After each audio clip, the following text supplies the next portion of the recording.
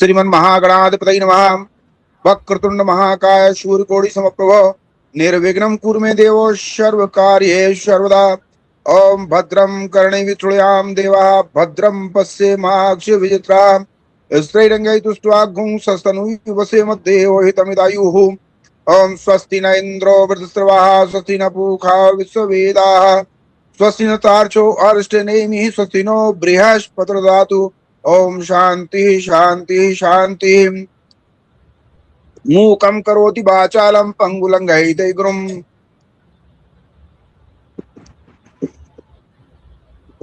मूक होई वाचाल पंगु चढ़े गिरिवर गहन जाशु कृपा सुदयाल द्रवहु सकल कलिमल दहन। श्रीमन महागणाधिपतये नमः। आप प्रारंभ करें आप। जय श्री कृष्णा। आप सबको प्रणाम, सब जीवों को प्रणाम। आत्मा लेवल पे हम सब एक हैं, ये हम पहले भी बात कर चुके हैं, उसमें कोई भेद नहीं है।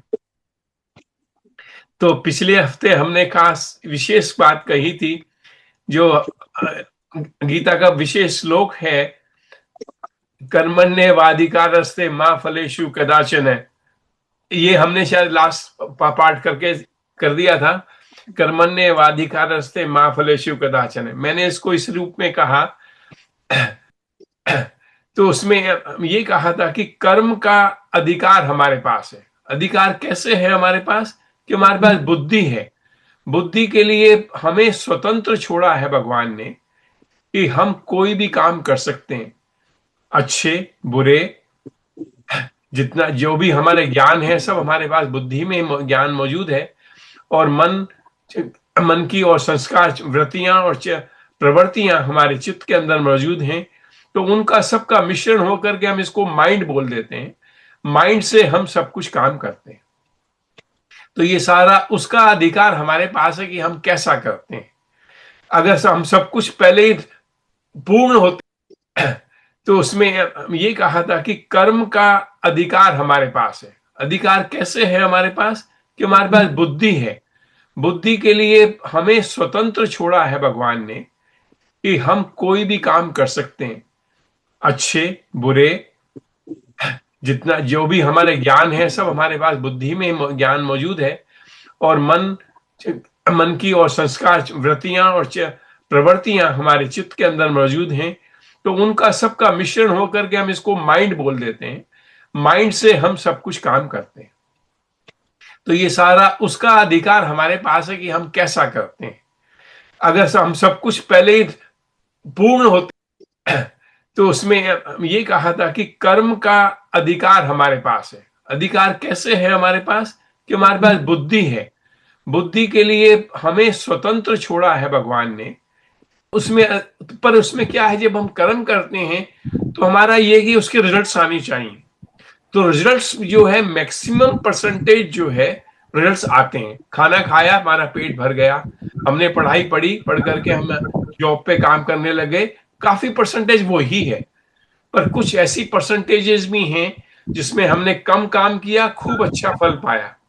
हमने बहुत काम किया और फल हमारे को नहीं के बराबर मिला या नहीं मिला, ऐसा भी संभवता है।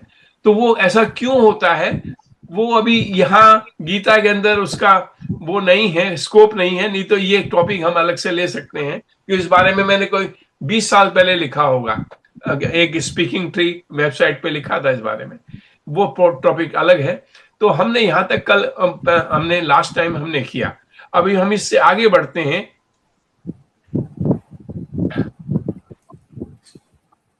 Every human being always remains in some action. हम मनुष्य जो हैं किसी रूप में कोई न कोई कार्य कर ही रहते हैं। अब जैसे हम जूम मीटिंग में हैं, तो जूम मीटिंग में हम सब देख रहे हैं ना, एक दूसरे को देख रहे हैं और सुन रहे हैं, ग्रहण कर रहे हैं। ज्ञान जो समझ में आ रहा है वो हम ग्रहण कर रहे हैं। तो ये सब है, हम किसी एक्शन में रहेंगे। कोई कहता कि मैं कर्म के बगैर नहीं रह सकता, वो स्थिति बिल्कुल फर्क है। जैसे मैं आपको एग्जांपल ही देता हूं, ध्यान अवस्था है।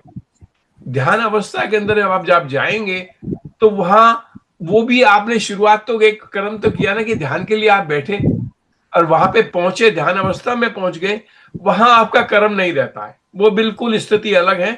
इसलिए हम उसको कंपैरिजन में न लावें। पर हमारे अन्यथा हम हमेशा कर्म के अंदर, एक्शन में हमेशा बने ही रहते हैं, इसमें कोई फर्क नहीं।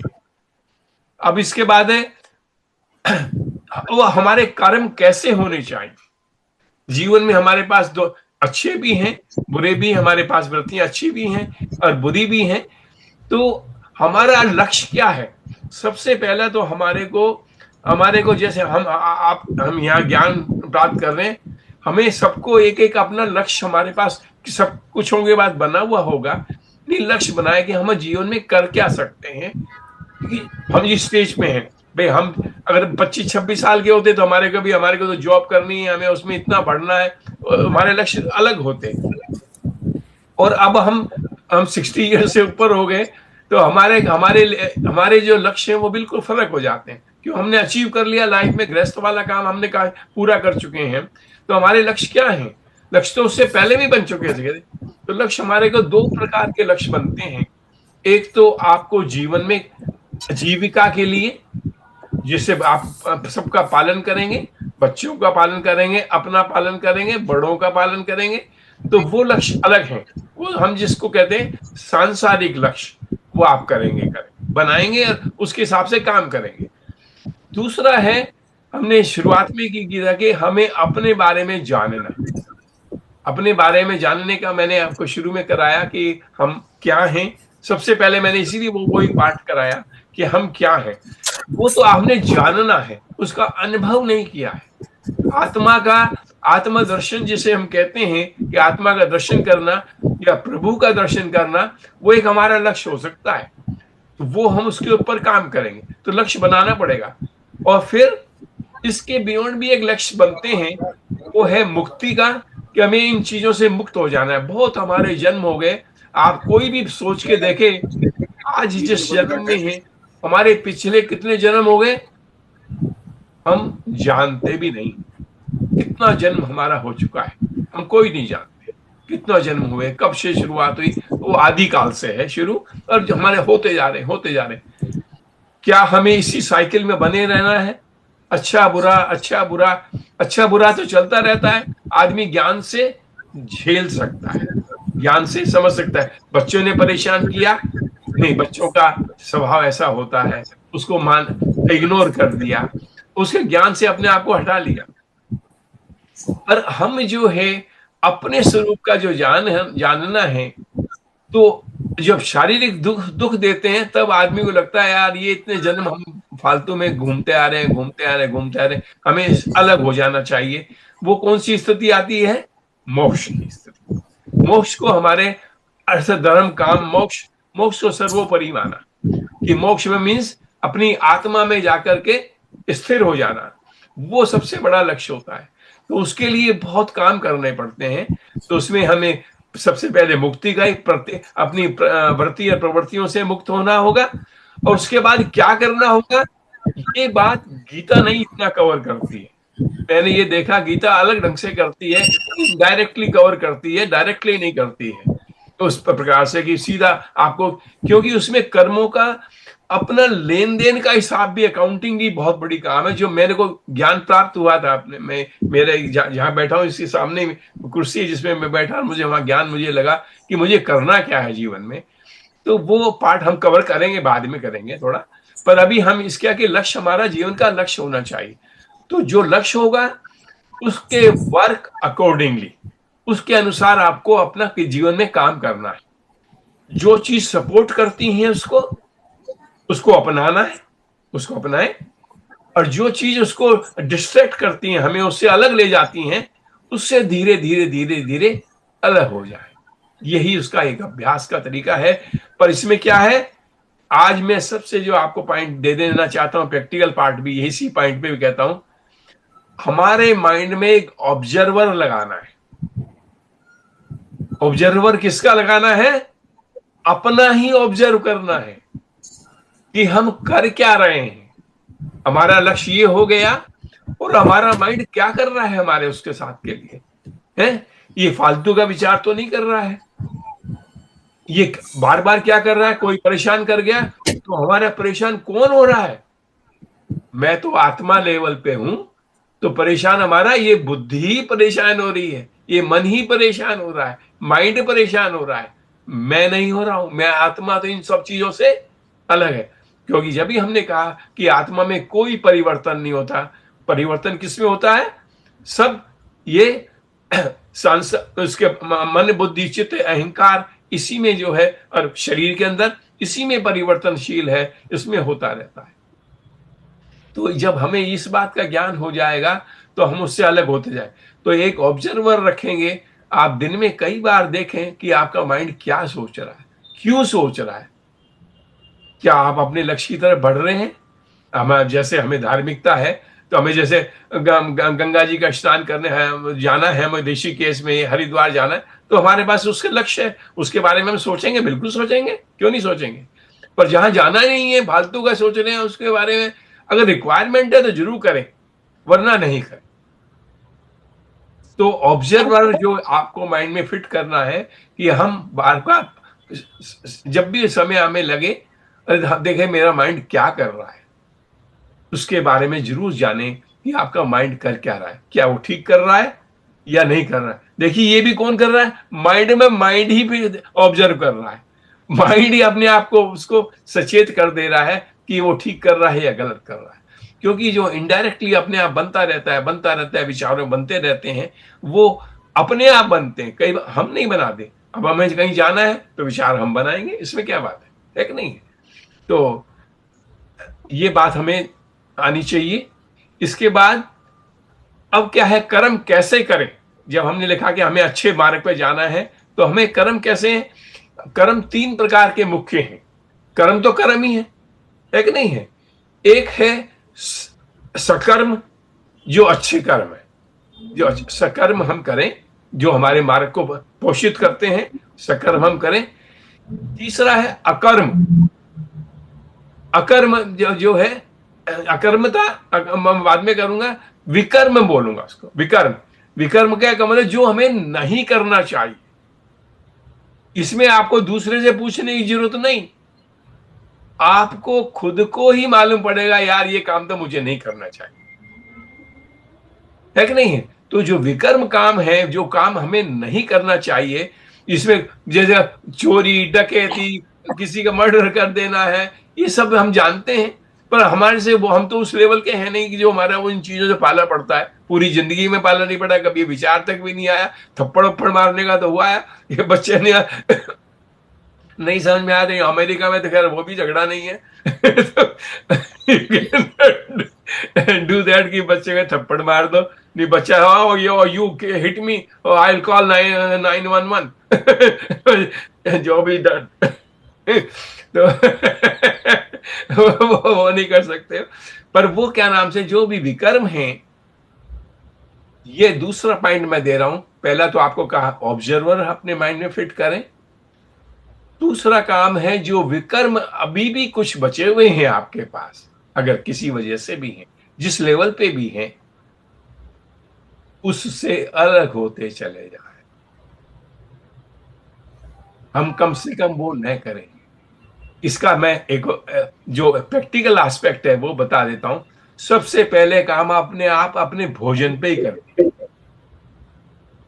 ठीक है? तो विजय देव जी का तो मुझे मालूम है, जो डॉक्टर्स ने प्रेस्क्राइब किया, इतने बजे खाना है, इतने बजे पानी पीना है, इतना पानी पीना है, ये वो ही करता है, उसमें कोई चेंज नहीं लाता है।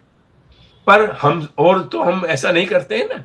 तो वो क्या नाम से, हमारे को ये ध्यान रखें कि हमारे को भोजन कैसा करना है जो हमारे स्वास्थ्यवर्धक हो, हमारे लिए टेस्टी भी हो, बिल्कुल हो।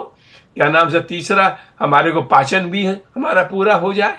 तो पाचन शक्ति में किसी को घी डाइजेस्ट कर सकता है, दूसरा घी डाइजेस्ट नहीं कर सकता है, तो हमें उसका भी ध्यान रखें।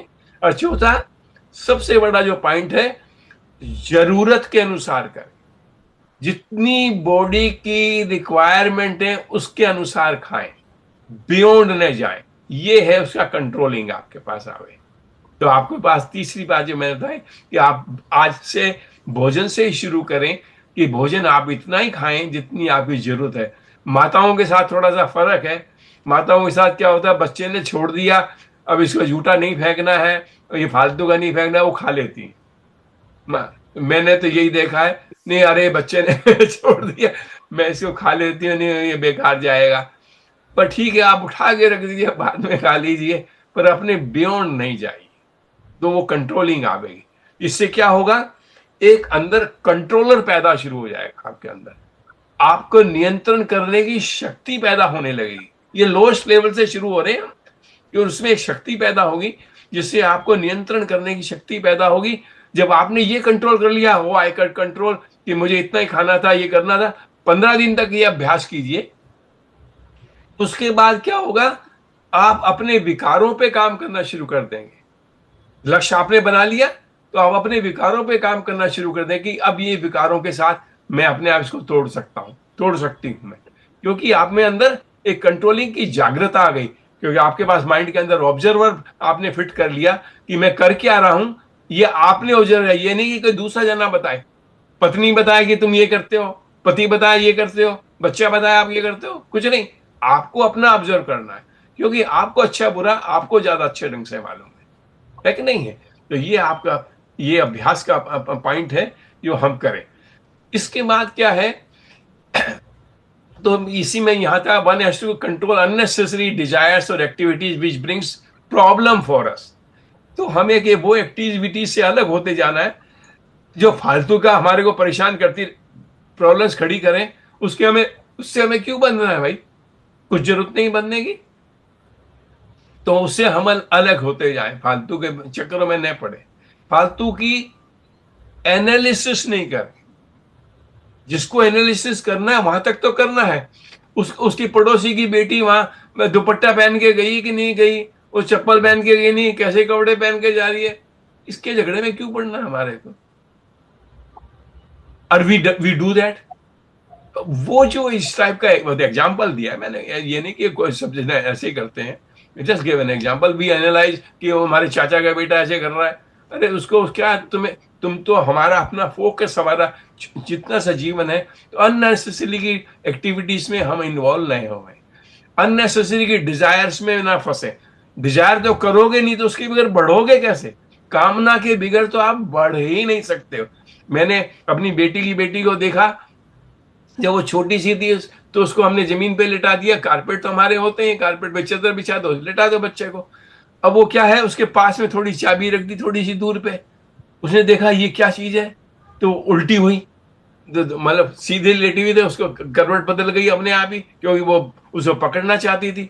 वो पकड़ने के जो आगे तक उसका हाथ पहुंचा, हमने थोड़ी सी और आगे कर दी जिससे कि वो थोड़ा मूवमेंट करने आए। तो डिजायर के बिगड़ तो आपकी कोई वर्किंग में आओगे ही नहीं, एक्शन में आओगे ही नहीं। तो उसमें के पर अननेसेसरी डिजायर्स में न फंसो, ये है सबसे बड़ी बात। फालतू की डिजायर्स में नहीं फंसो, जो रिक्वायरमेंट है उसके बाद, तो नहीं तो आप प्रोग्रेस कैसे करोगे। ये ज्ञान क्यों हम ले रहे हैं, क्यों नॉलेज ले रहे हैं, ये हम चाहते हैं कि हम और आगे इसको अपने आध्यात्मिक जीवन को आगे ले जाएं, बढ़ जाएंगे, इसलिए हम काम कर रहे हैं। तो ये हमें करना ही करना है कि नहीं है। इसके बाद का पॉइंट है अटैचमेंट, आसक्ति, मिनिमाइज दिस। सबसे बड़ा जो फिर कर्म में आएगा, हमने कहा कि अकर्म का भी मैंने एक शब्द बीच में इस्तेमाल किया कि हम करते हुए भी अकर्ता बन जाए। बेसिकली ये जितना कार्य हो रहा है कहां पे हो रहा है, हमारा शरीर लेवल पे हो रहा है और माइंड लेवल पे हो रहा है। सही है बात, जितना माइंड से हम सारा काम कर रहे हैं ना, जितना भी जो भी काम कर रहे हैं, तो ये सब उस लेवल पे है। पर जब हम आत्मा लेवल पे खड़े हो जाते हैं, इससे इसका कोई वो जीव के साथ बंध गई है वो अलग बात है, पर इससे मुक्त होने के लिए हम करता नहीं रह पाते उसमें। एक्चुअल में क्या हो रहा है, सारा सब कुछ प्रकृति में ही हो रहा है, जो जितना हमारे जिससे हमारी बॉडी बनी है उसी के अंदर हो रहा है, हमारी आत्मा लेवल पे वो काम नहीं हो रहा। तो जब हम आत्मा लेवल पे खड़े हो जाएंगे, इसीलिए मैंने सबसे पहले वो कराया था कि हम जब आत्मा लेवल पे खड़े हो जाएंगे तो हम अकर्ता का भाव अपने आप आने लगेगा कि मैं करता तो हूं नहीं, ये तो इस शरीर में हो रहा है, ये दुख हो रहा है इस शरीर में हो रहा है, कितने कुछ समय तक रहेगा, ये शरीर एंड हो जाएगा, मैं पता नहीं कहां जाऊंगा, हो सकता है मैं मोक्ष में चला जाऊं तो मुझे कुछ नहीं करना है, उसके बाद तो एंड हो गया। और दूसरा शरीर किया तो मैं अपने माइंड, इस अच्छे माइंड लेवल को दूसरे शरीर में मेरा पास चला जाएगा।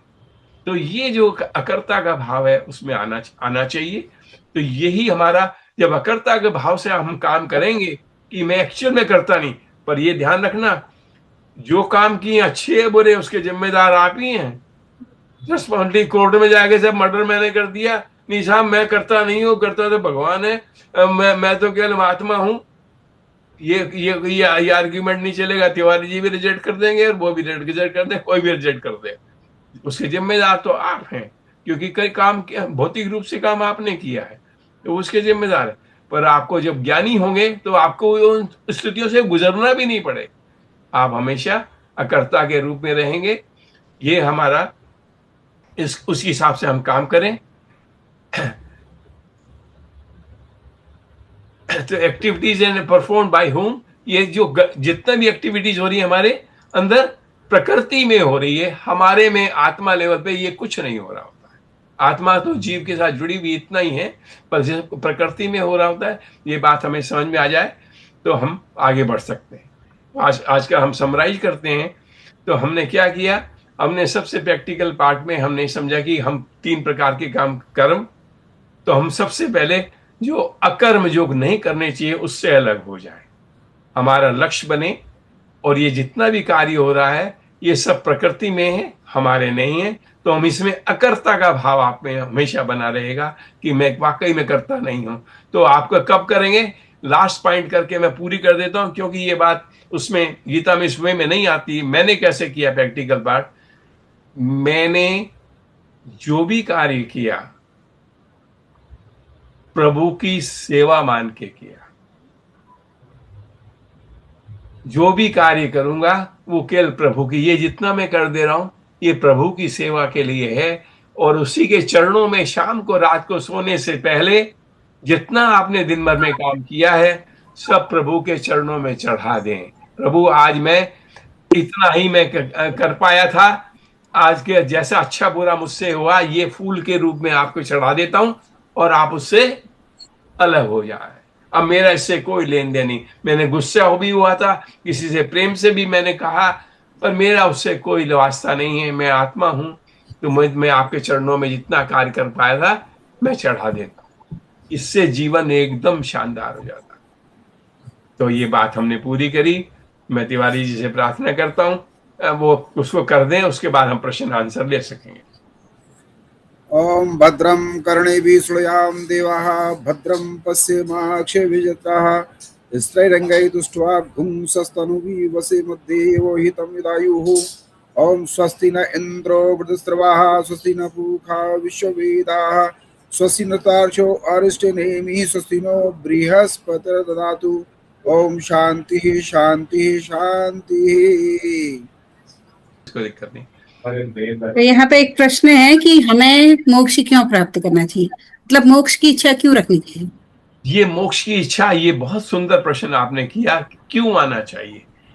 जब ये अपने आप एक प्रकट होता है कि क्या नाम से मैं इतने जन्मों से जीता जाता रहा हूं, इस परिवार में आया, पता नहीं पहले कौन से परिवार में था, पहले कौन से शरीर में था, मैं नहीं जानता। तो मैं इतने जन्मों से चक्कर काटे जा रहा हूं, इसमें कभी अच्छा हो रहा है कभी बुरा हो रहा है, तो मैं इसके झगड़े में क्यों पड़े जा रहा हूं, है कि नहीं है। तो मैं इससे अलग हो जाऊं। पर यह भी इतना स्ट्रोंग नहीं है जो मोक्ष को आपकी तरफ कर ले जाने वाली बात हो। मैं आपको मुख्य बता रहा हूं कुसुम जी, होता क्या है, जो शारीरिक कष्ट होते हैं ना, मैं इतना मैंने योग किया, इतना 50 साल मुझे योग साधना करते हुए हो गए, और मैं ज्ञान में हमेशा रहा, जैसा प्रभु ने कृपा रखी मेरे ऊपर, मैं उसी में जिया। पर शारीरिक कष्ट इस एज में आने में होने लगते हैं, एक के बाद एक। ये पेन हो गया, कभी वो पेन हो गया, कभी हो गया। आप उसको डॉक्टर्स के पास उसका कोई आंसर नहीं है, कुछ नहीं है कि नहीं। आप कहोगे यार ये तो मुझे फालतू के जीवन में मैं शरीर धारण करना मेरे लिए बकवास मामला है, इससे अच्छा तो कहाँ जाऊंगा मैं। आप भगवान से प्रार्थना करेंगे, भगवान से कोई जवाब नहीं आ रहा है। मैं अपनी आत्मा में जाके खड़ा हो जाता हूँ। वो आत्मा में जो के जाके खड़ा होना क्या है, वही मोक्ष। मतलब मुझे कोई शरीर धारण नहीं करना, या तो भगवान अपने चरणों में ले, अपना कार्य लगाए। मैं तो हनुमान जी का, मेरे जो गुरु हैं मानसिक गुरु वो हनुमान जी महाराज है। तो हनुमान जी महाराज ने क्या किया, प्रभु की हमेशा सेवा, या प्रभु मुझे अपनी सेवा में ले ले, तो मोक्ष, मुझे मोक्ष नहीं चाहिए, मोक्ष की फिर रिक्वायरमेंट नहीं रहती है मेरे लिए। फिर वो मोक्ष, वो प्रथम मोक्ष है, प्रभु की सेवा, प्रभु के अंदर हमेशा सेवा में रहना, वो प्रथम, वो सुंदर है। अगर वो नहीं साथ बैठता है तो फिर क्या करेंगे, अपनी आत्मा में जाके संतुष्ट हो जाएंगे। वो जो दूसरी मोक्ष है, जो एक्चुअल मोक्ष का जिसमें परिभाषित आता है, तो हम जाके उस टाइम आती है। ये मेरे कब प्रैक्टिकल अनुभव हुआ, तब जाके मुझे लगा कि मुझे जाना कहाँ है। तो ये ज्ञान जब मुझे प्राप्त हुआ था, तो उसमें उस टाइम तो मोक्ष की वो नहीं थी, पर मोक्ष क्या था कि मुझे मोक्ष में जाना है। उसके पॉइंट्स कुछ और कवर करूंगा जो गीता में एक्सप्लिसिटली नहीं है, इम्प्लिसिटली, वो मैं कवर करूंगा बाद में। यदि आपकी अनुमति हो तो मोक्ष पे 2 लाइन मैं भी व्यक्त करना चाहता हूं। कहिए महाराज। सगनोपासक मोक्ष न लेही, तिनकऊ राम निज भगत निज देही। महाराज दशरथ ने मोक्ष नहीं लिया था, राम रावण का युद्ध देखना चाहते थे, उस विजय को देखना चाहते थे, बिल्कुल, वो प्रेत योनि में रहे। बिल्कुल। और वाली भी कहता है मैं अपने कर्म के परिणाम स्वरूप जिस योनि में भी रहूं आपका नाम स्मरण रहे। तो निर्गुण और सगुण 2 प्रकार के उपासक होते हैं। तो सगुण उपासक मोक्ष की कामना नहीं करता। सही। मैंने कहा, मैंने मोक्ष कौन सी डिफाइन करी, प्रभु सेवा मुझे मोक्ष है मेरे लिए, हनुमान जी वाली महाराज की। नहीं बोलिए Kusum ji, hopefully you got some answer, 2 ways to do that. हाँ बिल्कुल सही, ये तो ठीक है। मोक्ष की इच्छा रखना भी एक तरह से अपने को बंधन में बांधना है, ऐसा मेरा मानना है। ना ना ना ना ना ना, देखिए मोक्ष के लिए भगवान कार्य की, करना, हाँ वो कह सकते हैं, नहीं बंधन, वो इच्छा क्या, वो इच्छा का वहां एंड हो जाए। मैंने पॉइंट्स का अनुभव कर चुका हूं, ना वहां कोई इच्छा रह सकती है, रहती है, ना कोई विचार रहता है। वो अनुभव मैं किसी दिन बताऊंगा, जब कोई पॉइंट आएगा। मैं उस स्थिति तक का अनुभव कर चुका हूं, वो स्थिति का अनुभव मैंने किया है, मेरे जीवन में घटना घटी है। तो मुझे मालूम है कि वहां कहाँ क्या रहता है, वहां कुछ नहीं रहता है। तो वो स्थिति अलग है बिल्कुल। ये तिवारी जी ने बिल्कुल सही कहा, सगुण उपासक में प्रभु की कृपा से, पर प्रभु कृपा से, पर जब तक प्रभु का क्लियर नहीं आ जाएगा आपको, तब तक वो बात बनती नहीं है। वहां तक आप जाते रहेंगे, करते रहेंगे, पर अलग से हो जाएंगे। और बोलिए, कोई प्रश्न है तो? और कोई प्रश्न करना चाहते हैं तो कर दीजिए। एक है सकर्म, अकर्म और विकर्म में क्या भेद है तीनों में? हाँ, सरल हमने पहले किया क्या कर, थोड़ा विकर्म में हमने कहा कि जो काम न करने वाले हैं, आप खुद पहले अपने लेवल पे समझें। हमारे शास्त्रों में विकर्म के बारे में काफी है, पर सबसे मैं स्टार्टिंग पॉइंट में, जो आप खुद समझते हैं कि ये काम मेरे लिए ठीक नहीं है, ये मेरे लिए किसी के साथ ऐसा व्यवहार ठीक नहीं है, ये मुझे ऐसा खाना नहीं चाहिए, मुझे ये काम नहीं करना, वो विकर्म, उसको सबसे पहले त्यागन करें अभ्यास से। वो जब आप में ताकत आ जाएगी तो आप और विकर्मों से फिर धीरे धीरे और उसका लेवल चेंज होता चला जाएगा, है कि नहीं है? और सकाम, जिसमें कामना की, जो कार्य किया कामना की इच्छा है कि मुझे ये, इसका फल मुझे ये मिले, इसका फल ये मिले। इस टॉपिक में थोड़ा मैं अलग से बात करूंगा, क्योंकि बिगर कामना के तो आप काम नहीं कर सकते हो। कामना तो आपके हो गई, जैसे तिवारी जी कोई केस लड़ेंगे तो ये तो होगा कि मुझे ये जीतना है, उसके लिए काम करेंगे कि नहीं करोगे? तो वो काम, उसको मैं वो उस इच्छा लेवल में नहीं डालता हूं, उसको बिल्कुल फर्क है। वो लक्ष्य है हमारा कि मुझे यहां तक पहुंचना है कि नहीं? तो इस बारे में टॉपिक से थोड़ा अलग से करेंगे फिर से। और कोई प्रश्न?